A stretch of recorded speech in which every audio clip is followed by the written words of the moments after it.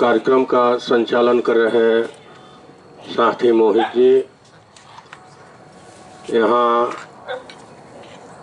उपस्थित साथी प्रणय जी, सोहेला जी,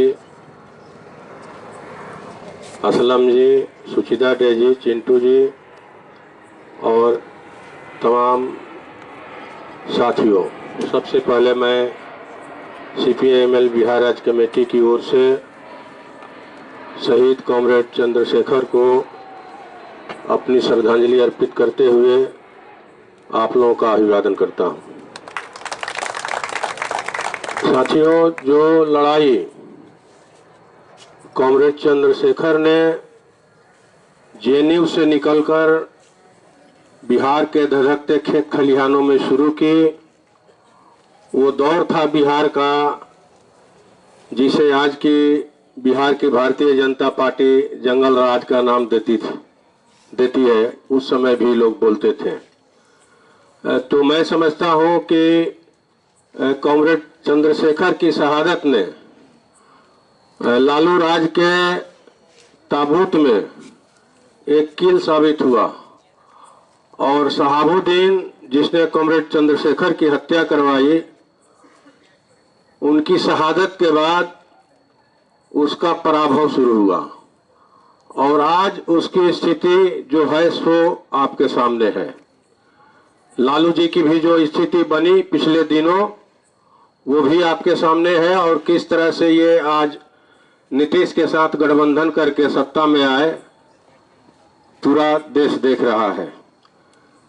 तो हम लौटते हैं कि जिस समय चंद्रशेखर ने छात्रों के आंदोलन को बिहार के भूमिहीन गरीब किसानों के आंदोलनों से एकीकार करने का प्रयास किया, वो बड़ा ही कहा जाए कि राजनीतिक संकट का दौर था और उसमें उन्होंने दिलेरी दिखाई, शहादत दिया और उन्होंने साबित किया कि इस देश में, इस दुनिया में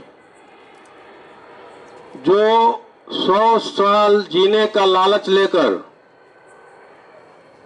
रोज दिन मरते हैं, उनका कहीं कोई इतिहास नहीं रहता। लेकिन जो जनता के लिए, जो देश के लिए मरते हैं, उनका तब तक इतिहास रहता है जब तक कि सृष्टि रहती है। सृष्टि में हवा पानी रहता है, ब्रह्मांड में सूरज चांद रहते हैं। हमने देखा इस धरती पर 100 साल जीने का लालच रखने वालों को रोज दिन मरते हुए, अन्याय अत्याचार सहते हुए, सामंतों का कहा जाए कि जुल्म अत्याचार सहते हुए।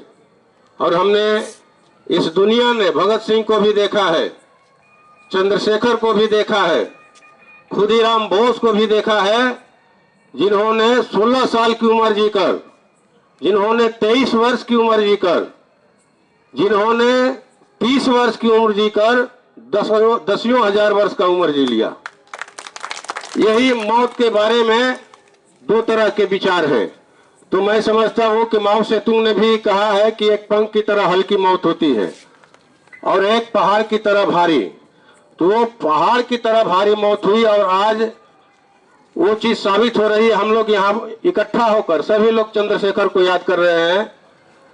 तो साथियों, अभी साथी मोहित जी ने हमारे इलाके के बारे में चर्चा किया कि वहाँ जिस ढंग की लड़ाई चल रही है, तो अभी जो चरम रूप आपको पूरे देश में दिखाई पड़ रहा है तथाकथित राष्ट्रभक्तों का, हमने देखा कि जैसे ही इस देश में मोदी जी की सरकार बनी, महंगाई दूर करने का 100 दिनों में विदेशों से काला धन लाने का, देश में अच्छा दिन लाने का वायदा करके सब्ज बाग दिखा करके सरकार बनाई मोदी जी ने। लेकिन हमने देखा कि गांव-गांव में सामंतों का मनोबल 7वें आसमान पर पहुंच गया। 15 अगस्त 2015 को 14 में जिस समय सरकार बनी, ससाराम के बड्डी में संत रविदास का मूर्ति ढा दिया सामंतों ने। ढा दिया इसलिए कि गांव के बाहर मंदिर था संत रविदास जी का, वहां के दलितों ने चंदा करके बनारस से मूर्ति बनवा करके संगमरमर का ले गए थे, मंदिर बनवाए थे। गांव से निकलते समय और गांव में ढुकते समय वहां के सामंतों को एक दलित संत का मुंह देखना पड़ता था। पूरा माने देश जब आजादी का जश्न मना रहा था, गांव के सामंतों ने हमला करके मंदिर को ढा दिया, गोली मार करके संत विलास रविदास की हत्या कर दी। 65 साल के बुजुर्ग की, एक बच्चा उसका भी रोहित ही नाम था, छत पर सोया था, मंदिर के नीचे फेंक दिया। ये नीचे फेंक दिया, कमर टूट गई बच्चे की।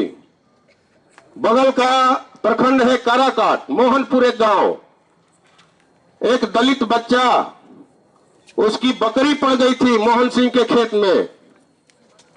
साईं रविदास 12 साल का बच्चा, इस जुर्म में उसके घर में घुस करके बच्चे पर किरासन तेल डाल करके जिंदा जला दिया बच्चे को। 8 अक्टूबर को भोजपुर जिले के कुरमोरी में, जहां जो तरारी विधानसभा में है, कबाड़ की दुकान में कबाड़ बेचने गई मुसहर जाति की 6 बच्चियों के साथ हाथ पांव बांध करके बंदूक के नोक पर रणवीर सेना के गुंडों ने सामूहिक बलात्कार किया। 25 अक्टूबर को सहार में, जहां कभी कोई दंगा नहीं हुआ था, वहां पर लक्ष्मी पूजा का विसर्जन का सवाल बना करके अफवाह फैला करके, जिस तरह से अफवाह फैला करके देश के लोगों का वोट लिया भारतीय जनता पार्टी ने, अफवाह फैलाया कि उदय सोनी का दुकान लूट लिया मुसलमानों ने, 5 हिंदू महिलाओं का बांह काट लिया मुसलमानों ने, लाल बाबू शाह के इंडिका कार में ट्रैक्टर में आग लगा दिया, सारी बातें झूठी, और 35 मुस्लिम भाइयों की दुकानों को जला दिया लुटवा करके। ये इस तरह से अफवाह फैलाने में माहिर है। तो जैसे ही सरकार बनी केंद्र में, हम लोगों ने देखा, बिहार में देखा इनका तांडव। तो जो सांप्रदायिक ताकतें हैं और जो सामंती ताकतें हैं, दोनों एक ही हैं, कोई अलग अलग नहीं है। अगर वो अयोध्या में बाबरी मस्जिद का ध्वंस करते हैं तो रोहतास के बड्डी में संत रविदास की मूर्ति को बिठाते हैं। अगर ये गुजरात में सामूहिक नरसंहार करते हैं दलितों का, जिसका टेलर पेश किया था बथानी टोला जनसंहार में, ये माने अपने जहां इनका राजनीतिक हित सधता है मुसलमानों का कत्ल करते हैं। बिहार में रणवीर सेना बना करके अपनी राजनीतिक दावेदारी के लिए लड़ रहे दलितों का इन्होंने 26 जनसंहार करवाए। एक सिगरेट के लिए रणवीर सेना बन गई। बेलाउर गांव से 95 में सिगरेट गया एक मैंने सामंत का लड़का खरीदने के लिए दुकान पर, सिद्धनाथ शाह के दुकान पर सिगरेट नहीं थी, इसी पर पिटाई करने लगा लोग, और उनकी पत्नी आई छुड़ाने के लिए, बेटी छुड़ाने के लिए आई, उनको भी पीटा। गांव में एक माले के कार्यकर्ता गए बिरबल यादव, गांव में पड़ताल के लिए, उनको खंभे में बांध करके बुरी तरह से पीटा, और एक सिगरेट के लिए रणवीर सेना बन गई। तो रणवीर सेना बनी, मामला सिगरेट का नहीं था, मामला था कि गरीब गुरबों का, भूमिहीन गरीब किसानों का, बटाईदार किसानों का जो है राजनीतिक दावेदारी बढ़ रही थी।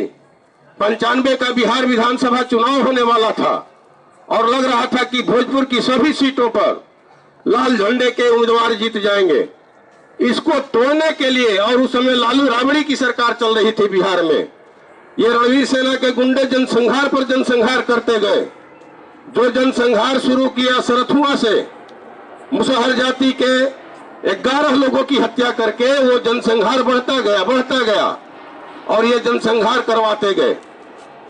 तो हमने देखा इन ताकतों को, और यही ताकतें आज राष्ट्रभक्ति का प्रमाण पत्र बांट रही हैं। कौन राष्ट्रभक्त है और कौन देशद्रोही है, ये लोग तय कर रहे हैं। जिसके खिलाफ में जेएनयू ने खड़ा होने का फैसला लिया और पूरा देश जेएनयू के पक्ष में, हम लोगों ने गांव गांव में सभाएं की, यहाँ के छात्रों के आंदोलन के पक्ष में बताया लोगों की असलियत क्या है। जो लोग आज यहाँ पर गरीबों का जनसंहार किए हैं, यही लोग आज देशभक्ति का पाठ पढ़ा रहे हैं गरीबों को। फिर से ये नए सिरे से कि लोग महंगाई खत्म करने की मांग नहीं करें, रोजगार की मांग नहीं करें, काला धन लाने की बात नहीं करें, खेतों में पानी की बात नहीं करें, अपने फसलों का उचित दाम की बात नहीं करें। इसलिए पूरे देश को गुमराह करने के लिए इस तरह के ये नारे उछाल रहे हैं आज। तो आज देहाती इलाकों में भी ये बात चल रही है। आपके आंदोलन की चर्चा है, जेएनयू खड़ा हुआ रोहित बेमुल्ला के पक्ष में। हम समझते हैं कि ये आवाज दूर दूर तक गई है और आपको दबाने के लिए ही ये सारा प्रपंच रचा गया कि यहाँ जो लोग स्वतंत्र ढंग से सोचते हैं, स्वतंत्र ढंग से करते हैं, उनकी अपनी समझदारी है, इसको कैसे गुलाम बना दिया जाए। आप तय करेंगी कौन क्या खाएगा, आप तय कीजिएगा कि कौन क्या पहनेगा, कौन भाषा बोलेगा, क्या ये आप तय कीजिएगा। ये भारत विविधताओं का देश, विभिन्न धर्मों और संस्कृतियों का देश, इसको ये भगवा रंग में रंगना चाहते हैं, जिसको देश कभी बर्दाश्त नहीं करेगा, नहीं बर्दाश्त करेगा।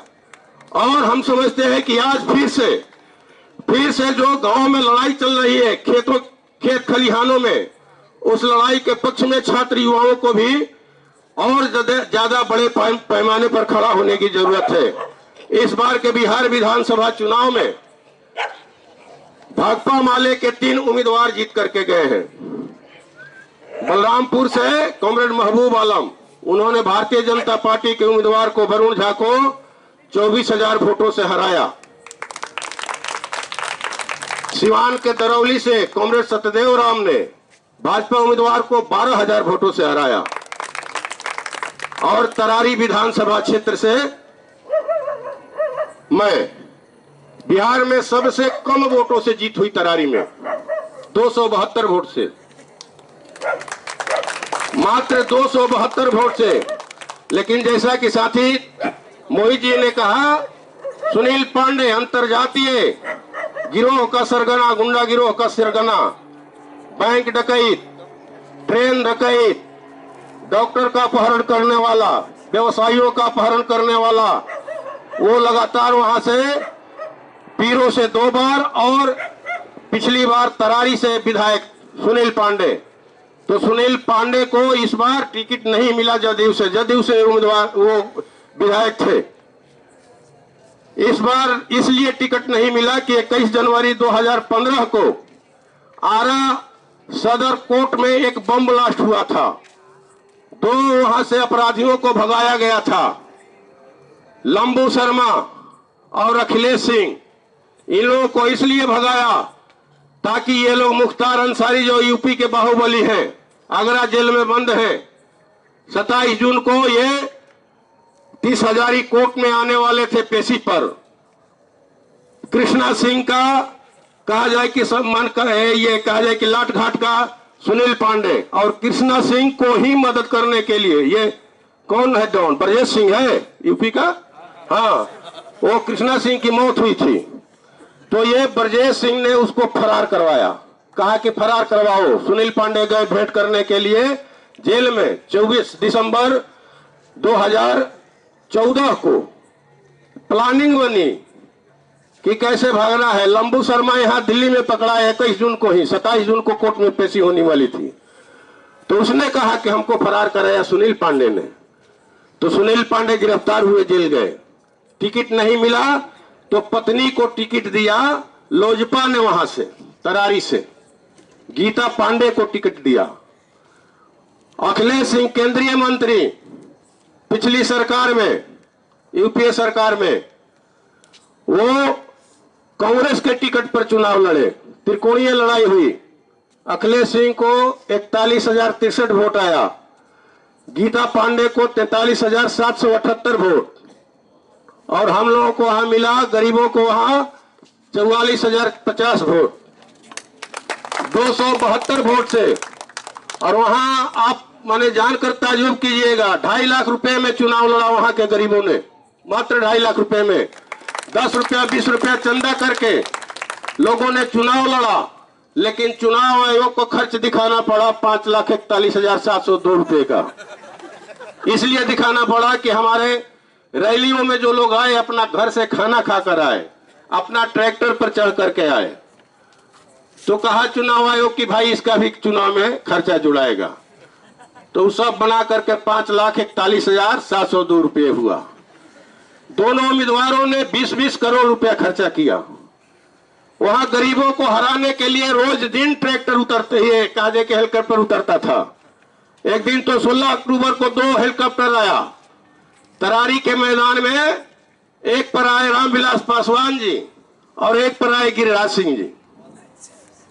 लेकिन 17 अक्टूबर को जो रैली हुई, धूल उड़ गया, ट्रैक्टर से धूल उड़ गया। गरीब लोग ट्रैक्टर लेकर के जुटे और वहां के तरारी विधानसभा के गरीब गुरबों ने जिस तरह से 2.5 लाख रुपए से उनके 20 करोड़ रुपए को पराजित किया, अपने ट्रैक्टर से उनके हेलीकॉप्टर को मार गिराया। वो हार गए। नजारा था, अजीब नजारा था। चारों तरफ पटाखे फूट रहे थे, सुनील पांडे के लोग फोड़ रहे थे। 4 बजे से ही कि पांडे जीत गए चारों तरफ, कि जीत गए हम लोग। माने वहां अजीब तरह की स्थिति थी। काउंटिंग के अंतिम चरण में वही लोग जो लिख रहे थे, हमारे लोग थोड़ा लिखने पढ़ने में कमजोर हैं, वही लोग लिख रहे थे। हम लोगों को एक कागज नहीं ले जाने दिया, उन लोगों को कैलकुलेटर ले जाने दिया। वो लोग जोड़ रहे थे और उन्हीं लोग के जोड़ के अनुसार 102 वोट से हम लोग जीत रहे थे। पूरा हमारे हलचल मच गया। बाहर में नारा लगने लगा कि भाई फिर हराने का प्रयास चल रहा है। डीएम आए कि भाई चलिए, आपके लोग नारे लगा रहे हैं, थोड़ा शांत कराइए। हम गए, साथियों ने कहा कि जीत गए हम लोग ना। हम लोग के हाथ जीत गए, लेकिन आप लोग शांत बैठिए, कोई कहीं जाएगा नहीं। फिर आए तो ये लोग बोले, सुनील पांडे के लोग, कि फिर से रिकाउंटिंग हुई। जो बैलेंस शीट निकला है 102 वोट से कैसे जीत गए, कि हम लोगों को जीतना चाहिए। तो बैलेंस शीट फिर लोग मिलाने लगे तो उसमें 170 वोट और हम लोगों का बढ़ गया। 170। वहां के जो वीडियो थे, तरारी के यारो थे, सुनील पांडे के खास आदमी, एक बूथ पर 100 वोट और एक बूथ पर 70 वोट हम लोग का निर्दलीय में जोड़ दिए थे। वो जुटा। इसके बाद इन लोगों ने कहा कि नहीं, ये मशीन का फिर से रिकाउंटिंग हो। तो असगर अली पासा थे, केरल के पर्यवेक्षक, कहा कि ठीक है रिकाउंटिंग होगी, आप आवेदन दीजिए इसके लिए। तो इन लोगों ने हड़बड़ी में अपना आवेदन लिखा। इसके बाद उन्होंने अपना मंतव्य लिखा, कहा कि आपका आवेदन हम खारिज करते हैं। तो क्यों खारिज करते हैं सर? तो इसलिए कि आपने रिकाउंटिंग का कोई वजह नहीं लिखा है इसमें, कि क्यों चाहते हैं रिकाउंटिंग। कहा कि ऐसे ही सर, मन के संतुष्टि के लिए। तो कहा कि ये चुनाव आयोग हर किसी के मन के संतुष्टि के लिए नहीं बना है। अगर आपको कहीं कोई गड़बड़ी लग रही है तो आप गड़बड़ी बताइए, हम रिकाउंटिंग करवाएंगे। ये क्या बात हुई कि आपको संतुष्ट करने के लिए हम फिर से रिकाउंटिंग शुरू करवा दें। तो खैर 7:45 बजे रात को मिला हम लोगों को सर्टिफिकेट और हमारे 3 विधायक। ये समझिए बहुत मुश्किल जीत है ये, गरीबों की बहुत मुश्किल जीत। इधर था एनडीए, रामविलास जी थे, उपेंद्र सिंह कुशवाहा, जीतन राम मांझी, भारतीय जनता पार्टी, सभी धुरंधर, और इधर लालू जी थे, नीतीश थे, कांग्रेस थी। पूरा लग रहा था कि दोनों पार्टों के बीच में कोई अनाज का दाना साबुत नहीं बचेगा। एकदम तीखा ध्रुवीकरण। भारतीय जनता पार्टी जहां हिंदू मुसलमान के नाम पर ध्रुवीकरण कर रही थी, तो लालू जी, नीतीश जी बैकवर्ड फॉरवर्ड चला रहे थे। लग रहा था कि बीच में कोई बचेगा ही नहीं, और 3 उम्मीदवार जीते। और बिहार विधानसभा में हम लोग को बोलने का 3 मिनट का टाइम मिलता है। 3 मिनट। राज्यपाल के अभिभाषण पर मैंने अपना वक्तव्य रखा 3 मिनट, बजट पर 3 मिनट, कृषि बजट पर 2 मिनट, जिस दिन हल्ला हंगामा होता है उसमें से भी 1 मिनट कट जाता है, सहकारिता पर 2 मिनट। तो हमने कहा बिहार विधानसभा अध्यक्ष को कि महोदय, ये संसदीय लोकतंत्र में संख्या बल जो है वो सरकार बनाने के काम आता है, सरकार गिराने के काम आता है।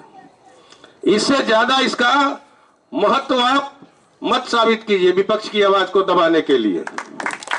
ये नहीं होना चाहिए। बात सुनिए, हम गरीबों की आवाज है, हमने सत्ता पक्ष को हराया, हमने जो तथाकथित विपक्ष है इसको भी हराया, तो हम तो आप दोनों लोगों को हरा कर यहां पर आए हैं, तो हमारी ताकत तो बड़ी ताकत है, छोटी ताकत नहीं है। दोनों ध्रुवीकरणों को परास्त करके हम लोग आए हैं 3 विधायक, तो इनको समय दीजिए बोलने का। हमने रखा और हमारे विधायक शुरू से ही भूमि सुधार के सवाल पर बिहार विधानसभा को कहा जाए कि गुंजायमान कर रहे हैं। कि जो राज्यपाल का अभिभाषण हुआ उसमें मुख्यमंत्री, ये कहा जाए कि सरकार का ही लिखा हुआ भाषण राज्यपाल पढ़ते हैं, उसमें दावा किया गया था कि बिहार में न्याय के साथ विकास हो रहा है। हमने कहा कि भाई विकास कहां हो रहा है? जब तक बिहार में भूमि सुधार नहीं लागू होगा, बिहार के विकास की कुंजी भूमि सुधार में है। 21,85,000 एकड़ जमीन बिहार में सीलिंग से फाजिल है, बिहार सरकार की है, भूदान की है, और इस जमीन पर बड़े बड़े सामंतों का, भूमि माफियाओं का राइफल बंदूक के बल पर कब्जा है। ये आप ही की रिपोर्ट है। 2010 में माननीय नीतीश कुमार जी ने भूमि सुधार आयोग का गठन किया था बिहार में, डी बंदोपाध्याय की अध्यक्षता में, जिस पर 22 करोड़ रुपया भी खर्च हुआ। उस आयोग ने 2 सिफारिश किया नीतीश कुमार की सरकार को। पहला कि बिहार में 21,85,000 एकड़ जमीन है, जिसमें से 16 लाख एकड़ जमीन खेती योग्य है और 5,85,000 एकड़ जमीन जो है बासगीत है। कि अगर नीतीश जी बिहार का विकास करना चाहते हैं तो 16 लाख परिवारों को 1-1 एकड़ खेती योग्य जमीन और 10-10 डिसमिल बासगीत जमीन दिया जा सकता है। बिहार का विकास होगा, बिहार के भूमिहीनों की क्रय शक्ति बढ़ेगी, और बिहार में क्रय शक्ति जब बढ़ेगी ज्यादा से ज्यादा लोगों की, तो यहाँ कल कारखानों को खोलने की जरूरत होगी, ज्यादा माल की जरूरत पड़ेगी, बाजार में भीड़ लगेगी। दूसरी सिफारिश किया डी बंदोपाध्याय ने कि बिहार में घाटे की खेती का भार बटाईदार किसानों ने अपने कंधे पर उठाया है। बिहार में 77% खेती बटाई पर होती है।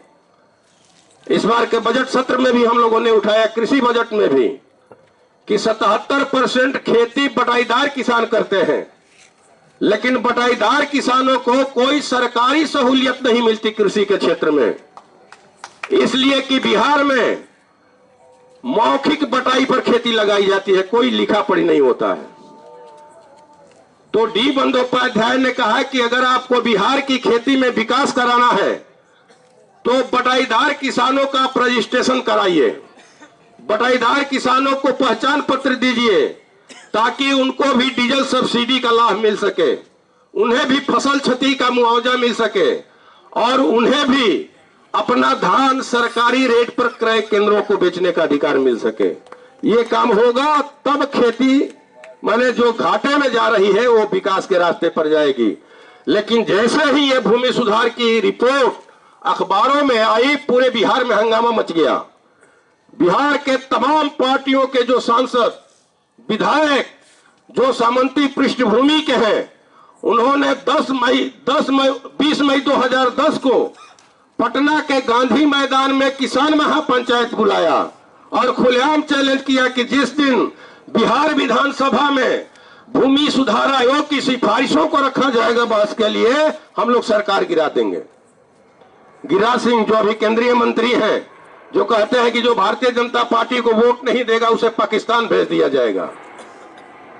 उन्होंने कहा, वो पशुपालन मंत्री थे नीतीश सरकार में उस समय, कि जिस दिन बहस होगी विधानसभा में भूमि सुधार पर, उस दिन हम विधानसभा के सामने जहर खाकर आत्महत्या कर लेंगे। तो ये हल्ला मचा और नीतीश जी ने उसको रद्दी के टोकरी में डाल दिया। तो हमारी ये मांग है कि आप भूमि सुधार लागू कीजिए बिहार में अगर विकास चाहते हैं तो। नीतीश जी ने घोषणा भी किया है कि 5 डिसमिल जमीन देंगे घर बनाने के लिए, हर गरीब को 5 डिसमिल जमीन।